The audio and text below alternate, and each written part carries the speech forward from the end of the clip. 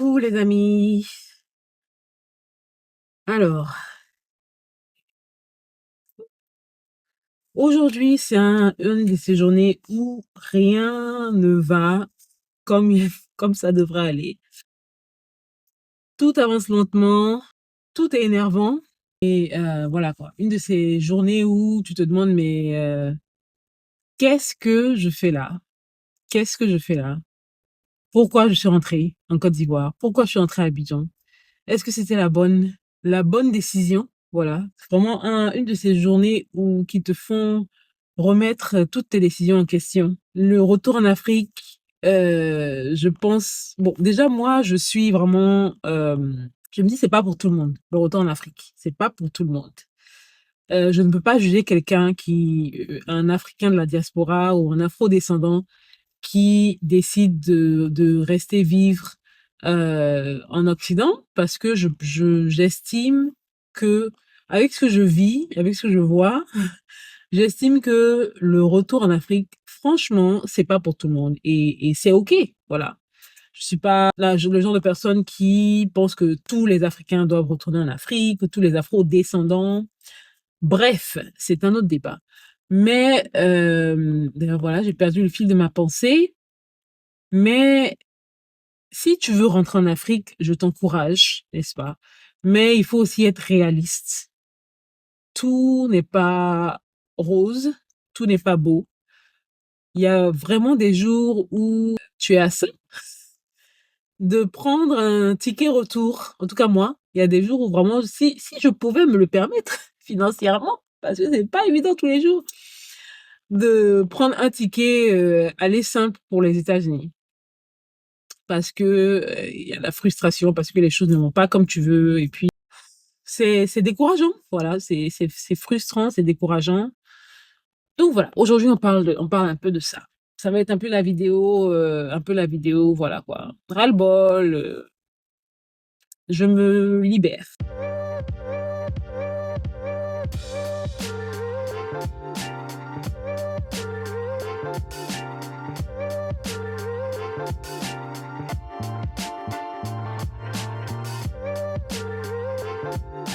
Coucou les amis, alors aujourd'hui on parle de, disons l'envers du décor, voilà, du retour. Parfois les choses, enfin souvent réalistes. Souvent les choses ne vont pas bien et donc faut aussi le dire. Quand les choses sont super, on le dit et quand c'est moins bien, faut aussi en parler. Je pense que c'est important d'avoir des conversations ouvertes sur l'expérience de retour en Afrique. C'est pas toujours bon. Beaucoup de personnes d'ailleurs repartent après être rentrées en Afrique, rentrent en Occident parce que le retour ne s'est pas bien passé. Et pour être tout à fait honnête avec vous, plusieurs fois, avec mon chéri, on a eu cette conversation-là. Est-ce qu'on reste? Est-ce qu'on repart? Parfois, on se dit, il faudrait peut-être qu'on reparte parce que les choses n'avancent pas comme on le souhaite qu'elles avancent.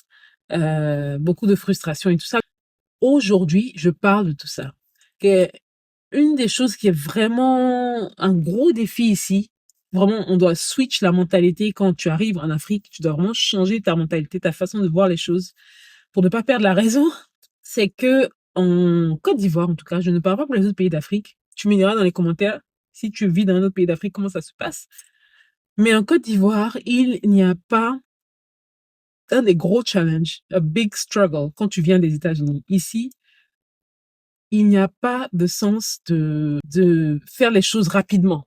C'est comme si personne n'a aucun désir, aucune envie de faire les choses rapidement. Personne n'est pressé, voilà. Personne n'est pressé. En anglais, on dit a sense of urgency, que les choses sont urgentes, qu'il faut le faire.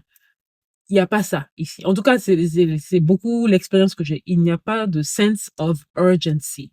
Partout où tu vas, que ce soit dans les administrations, à la banque, chez le docteur, dans les hôpitaux.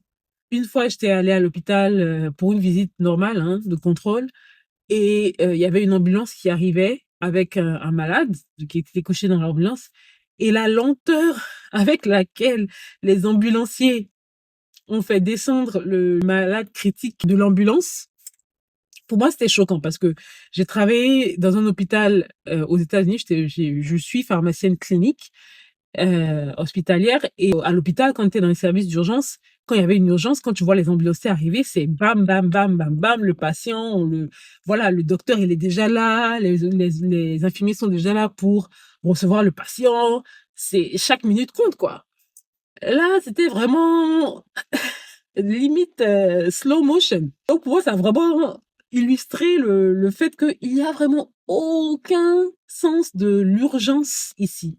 Tout est fait, voilà, tout le monde prend son temps. À la banque, tu peux passer des heures à la banque pour des opérations qui, franchement, prendraient 20 minutes. Donc, pour des opérations pour lesquelles tu n'aurais même pas besoin d'aller à la banque. Mais ici, tu vas t'asseoir à la banque pendant 2 heures, 3 heures pour pouvoir avoir ce petit service-là, pour pouvoir avoir cette information-là qui devrait être sur leur site, en fait, sur leur site en ligne, mais qui n'est pas sur le site en ligne. Donc, tu es obligé de te déplacer pour avoir l'information. Et encore là, on va même pas te donner l'information en entier, on va te la donner au compte-gouttes. C'est-à-dire que si tu demandes pas toutes les questions quand tu vas à la banque ou dans les administrations pour des informations, si tu n'as pas déjà ta liste de questions de tout ce que tu veux savoir, on va te donner des informations au compte-gouttes. Même s'ils savent que tu as besoin de toutes les informations, ils vont te dire juste une petite information. Et ensuite, tu vas rentrer chez toi pensant que tu as tout eu. Ensuite, tu vas peut-être soumettre le dossier ou quoi, et on te dit, ah non, mais en fait, il faut aussi ça. Ah, mais non, en fait, il faut ajouter ça. Ah, mais en fait, là, vous avez... Mais, dude, pourquoi tu m'as pas déjà donné toutes les informations quand je suis partie? Like, le time is money. Tu veux, franchement, si, écoute, tu vas aller plusieurs fois, perdre ton temps, perdre ta semaine pour des trucs qui non seulement devraient être en ligne parce que ils ont des sites internet qui sont complètement inutiles, et de deux, si je me déplace au moins et la liste de toutes les informations de tout ce que je dois donner. Non. Bref. Dans l'administration, tu vas, les personnes te reçoivent. C'est comme si ça les dérangeait, en fait, de faire leur boulot. Tu vois? Tu poses une question, tu leur demandes quelque chose, et ces gens, tu les déranges, alors que c'est leur boulot. Tu les déranges. On te donne on te donne des attitudes, on te lance des regards. Enfin, on ne dit pas bonjour nécessairement, ou, vraiment frustrant. Les banques, encore aujourd'hui, nos banques, parce que c'est tellement un exemple. Il y a tellement de possibilités comment on dit? Il y a tellement de choses qui peuvent être améliorées au niveau de l'expérience bancaire. Donc, je reviens aux banques. Tu es censé avoir un conseiller clientèle, n'est-ce pas? Tu es censé avoir un conseiller clientèle qui va être joignable pour t'aider à naviguer les trucs bancaires. Et ben, ce conseiller-là, bonne chance pour savoir qui il est. Voilà, quand tu ouvres ton compte bancaire, bonne chance pour savoir qui il est. Si tu as la chance de pouvoir enfin savoir qui est ton conseiller, bonne chance pour le joindre. Voilà. Donc, une fois de plus, rien n'est fait pour faciliter les choses, pour que les choses se fassent rapidement. Rien n'est fait. Pour ouvrir un compte bancaire, aux États-Unis, tu peux ouvrir un compte bancaire en ligne. Tu mets tes informations, ton numéro de sécurité sociale, tout. T'as ton compte bancaire. Ou alors, tu vas en agence, tu donnes tes papiers d'identité et tout, tu as ton compte bancaire. Ici, on va te demander une liste de documents que tu dois envoyer en personne. Tu vas passer ta journée à la banque pour pouvoir ouvrir ton compte bancaire. Si t'as la chance, hein, si t'as la chance. Sinon, on te dit, ah, mais non, il manque même si on t'avait donné une liste de documents à emporter, tu vas revenir, tu vas repartir. Et voilà, ça va pas se faire en une journée, ça va se faire en plusieurs jours, une semaine. C'est pas évident. C'est pas évident. Et donc, le fait que tout est si lent, si difficile, ça frustre un peu, en fait. Ça frustre un peu. Et puis surtout quand tu n'es pas habitué. Je suis née ici, j'ai grandi ici, mais la plus grande partie de ma vie adulte, je l'ai passée à l'étranger. Et donc, quand tu n'as pas cette habitude de comment les choses fonctionnent ici, c'est difficile, c'est frustrant. Parfois, tu te dis, mais qu'est-ce que je fais là? Qu'est-ce que je fais là? Donc, cette vidéo, c'est vraiment pour montrer ce côté qui est aussi challenging. Et pour ceux et celles qui veulent rentrer bientôt, il faut avoir ça en tête. Il faut vraiment te préparer à avoir ces attentes-là, à avoir différentes attentes. Voilà. Parce que c'est pas la même chose. Et je sais que là, en théorie, on sait que ce n'est pas la même chose. On sait qu'on rentre, ça va pas être la même chose. Mais quand tu expérimentes ça, quand tu le vis chaque jour, même si tu pensais être préparé psychologiquement, même si tu pensais être préparé, c'est difficile. C'est quelque chose d'autre qui est vraiment différent, jour et noir, entre ici et pardon, ici et les États-Unis, c'est le customer service, le service client, l'expérience client. On a, on a un long chemin, on a un long chemin vraiment à faire ici en Côte d'Ivoire pour l'expérience client. C'est-à-dire que tu vas dans un endroit où tu vas dépenser ton argent et si bon déjà bonne chance si on te dit bonjour, genre quand tu rentres dans un magasin et tout ça et les vendeurs, les vendeuses te regardent, sauf si quand c'est les magasins, les chaînes là, multinationales, l'expérience est différente, ok tout ça. Mais local là, tu rentres déjà bonjour. Genre à peine on te salue quoi, avec les yeux, enfin on te lorgne et tout ça. On te lorgne et tout ça. Et s'il y a un problème et tout, genre si tu as un problème en tant que client, c'est pas leur problème, hein. Ce n'est pas leur problème. Ils vont pas essayer de fixer, d'arranger, d'améliorer l'expérience, de régler le problème et tout ça, non, c'est pas un problème. Récemment, on était allé dans un restaurant. Bon, ça, c'est à un hôtel. C'était à l'intérieur du pays. Donc, effectivement, à l'intérieur du pays, c'est encore pire qu'à Abidjan. Mais on était allé à l'intérieur du pays et donc un hôtel qui est censé avoir un restaurant. Donc, on arrive, le restaurant est fermé, donc bon, l'hôtel est un peu au milieu de nulle part. Donc, on peut manger où? Déjà la personne à l'accueil qui, genre, tu la déranges, quoi. Pourquoi tu lui demandes ce genre d'informations-là? Enfin, c'est son travail, mais pourquoi tu oses lui demander de faire son travail? Donc, qui nous répond, ben non, et le restaurant est fermé. Je veux pas, genre, vous vous débrouillez, quoi. Vous vous débrouillez. Et donc, c'est vraiment ça, le customer service. Aux États-Unis, bon, les États-Unis, c'est aussi l'extrême, où quand tu rentres, les vendeurs sont tout happy et Hi, how are you? How can I help you? Ça peut être un peu too much, mais au moins, voilà, quoi. Tu te sens accueilli pas comme client et on t'aide, on s'occupe de toi et tout ça. Ici, non, il faut pas les déranger. Ils sont payés pour ça, mais il faut pas les déranger. Et puis alors, le truc il y a pas monnaie. Est-ce qu'on peut pas essayer d'améliorer enfin, je comprends qu'il y a un problème de monnaie en Côte d'Ivoire, mais tu vas dans un coin, tu payes, avant même qu'elle voit le truc, il n'y a pas de monnaie. Et, si tu leur dis que tu n'as pas de monnaie parce que tu n'as vraiment pas de monnaie, comme par hasard, la monnaie apparaît miraculeusement. Est-ce qu'on peut pas mieux faire? Donc, un autre truc dont je voulais parler, le troisième aspect qui me manque des États-Unis, je dirais, c'est la rationalité américaine. La rationalité américaine. Donc, alors, je m'explique. Parce que c'est un autre truc qui frustre aussi ici. Aux États-Unis, désolé, hein, j'arrête pas de comparer aux États-Unis, ça va peut-être énerver. Je suis désolée d'avance. Je sais que quand tu es à un endroit, l'herbe est toujours plus verte ailleurs, n'est-ce pas? Donc quand j'étais aux États-Unis, l'herbe était plus verte en Côte d'Ivoire. Maintenant que je suis en Côte d'Ivoire, l'herbe est plus verte aux États-Unis.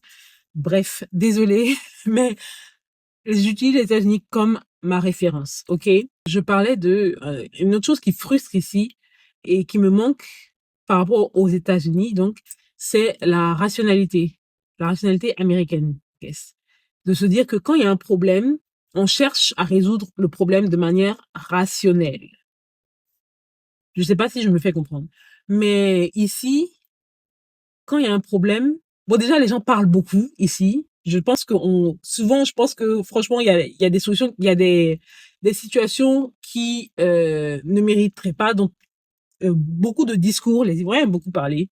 Bref, je ne me plains pas, mais parfois tu as juste envie d'aller directement à la source, au problème, à la solution. T'as pas envie de parler à gauche, à droite, voilà. Mais aussi, on n'est pas toujours rationnel, voilà, dans la résolution de problèmes. On va tout de suite penser au mysticisme. Et je ne dis pas qu'il n'y a pas de mysticisme et tout ça. Chacun ses croyances. Mais il y a des solutions, il y a des problèmes qui ont des solutions claires. Il y a la science, il y a des faits clairs qui vont permettre de résoudre des problèmes. Et ben non, ici on va tout de suite parler mysticisme, spiritualité, sorcellerie, yadi yadi yada. Et c'est fatigant en fait, c'est fatigant quoi, c'est fatigant. Si un projet n'a pas pu être réalisé, c'est pas parce que il y a la sorcellerie ou tout ça, c'est parce que les gens n'étaient pas compétents, c'est parce que vous n'avez pas suivi les instructions que je vous ai données, c'est parce que peut-être l'étude n'a pas été bien faite et donc voilà, il y a eu des imprévus. C'est pas une affaire de sorcellerie. OK? Essayons de résoudre le problème de manière rationnelle. Ne mettons pas toute l'excuse sur la sorcellerie, mysticisme. C'est mon opinion. Tu me diras dans les commentaires qu'est-ce que tu penses de ça. Mais ça peut être aussi frustrant, voilà, venant d'un endroit où vraiment tout est rationnel, où dès qu'il y a un problème, une situation, on essaie de la résoudre de manière rationnelle, et puis arriver ici où, voilà, il y a toujours des excuses, il y a toujours des explications non naturelles. Désolée de l'interruption. Comme d'habitude, je suis en train d'attendre ma fille à ses activités cette fois. Et donc, je profite pour enregistrer mes vidéos. C'est un peu cet aspect, ce manque de rationalité là, qui parfois peut être très frustrant quand tu essaies d'accomplir quelque chose et que les gens autour de toi ont toutes sortes d'excuses pour le manque de compétences, pour le fait que les choses vont lentement. Ça, c'est frustrant, c'est frustrant. Je vais arrêter the rant. I'm going to stop ranting now. Mais déjà, ça fait du bien de parler. Et puis aussi, surtout, l'objectif, c'est aussi de permettre à ceux et celles qui comptent rentrer en Côte d'Ivoire, à Abidjan, d'avoir certaines attentes, d'être au courant de certaines attentes, de comment les choses se passent ici, Instagram, TikTok, parfois ça nous montre tous les côtés beaux et tout ça du retour en Afrique et il y a beaucoup de beaux côtés. C'est une expérience belle. J'encourage tout le monde qui veut le faire à le faire. Je ne regrette pas cette expérience-là. Mais le soleil est derrière moi, ça fait un peu bizarre. Je vais essayer de vite faire. Mais c'est pas toujours rose. C'est pas toujours rose. Il faut le savoir. Ok, je vais vite finir la vidéo. Donc, c'est vraiment pour avoir les yeux ouverts quand on rentre en Afrique. Je pense que c'est le genre de vidéo que j'aurais aussi aimé avoir. Hein. Le genre de vidéo que j'aurais aimé regarder avant de rentrer en Afrique. Une fois de plus, parfois tu penses que tu es prêt mentalement, mais c'est vraiment en arrivant sur le terrain que que tu vas tester ton endurance, ta force et tout ça. Une petite vidéo ras-le-bol, une petite vidéo rant. Merci si tu es encore là à m'écouter parler. Merci d'avoir pris le temps de m'écouter. Dis-moi dans les commentaires si tu es déjà rentré. Est-ce que tu vis ce dont j'ai parlé aujourd'hui? Si tu n'es pas encore rentré, quelles sont tes attentes? Comment tu imagines en fait ton expérience une fois que tu seras rentré au pays? Si tu t'apprêtes à rentrer en Afrique, j'ai pour toi un guide gratuit de quoi mettre dans ta valise, parce que ça peut être aussi un peu stressant de planifier le retour, quoi mettre dans la valise, surtout quand on rentre en famille, on a des enfants, qu'est-ce qu'il faut prendre, quel papier et tout ça. Donc j'ai un super guide qui te dit tout, basé sur mon expérience, de qu'est-ce que tu devrais mettre dans ta valise. J'ai aussi une checklist, donc à la fin du guide, qui te permet de cocher tout ce que tu mets dans la valise. Tu peux même personnaliser cette checklist-là, ajouter des articles ou des trucs que tu veux prendre et être sûr de cocher pour être sûr que tu n'oublies rien. Parce que c'est un grand voyage, c'est un gros déménagement. Donc, j'ai fait ce guide-là gratuit. Je vais mettre le lien dans la description. Donc, n'hésite pas à aller regarder, télécharger si tu es en train de te préparer à rentrer en Afrique. J'espère que cette vidéo t'aura plu. Je sais que c'est une vidéo un peu hors du commun, mais bon, je me suis dit, écoutez, on va y aller. Donc, j'espère que cette vidéo t'aide et va t'aider, te donner une certaine perspective à préparer ton retour. Tout n'est pas rose, mais c'est quand même une expérience que je souhaite pour ceux qui veulent le faire. N'hésite pas à t'abonner pour me soutenir, n'hésite pas à t'abonner, à aimer la vidéo, partage-la si ça t'a aidé et à bientôt pour la prochaine vidéo. Ne rate pas la prochaine vidéo parce que dans la prochaine vidéo, je vais parler de... j'imagine que c'est une continuation de cette vidéo-là, hein, des défis en tant que petit investisseur immobilier. Je n'en dis pas plus. Donc, abonne-toi pour ne pas rater la prochaine vidéo et à bientôt. Merci.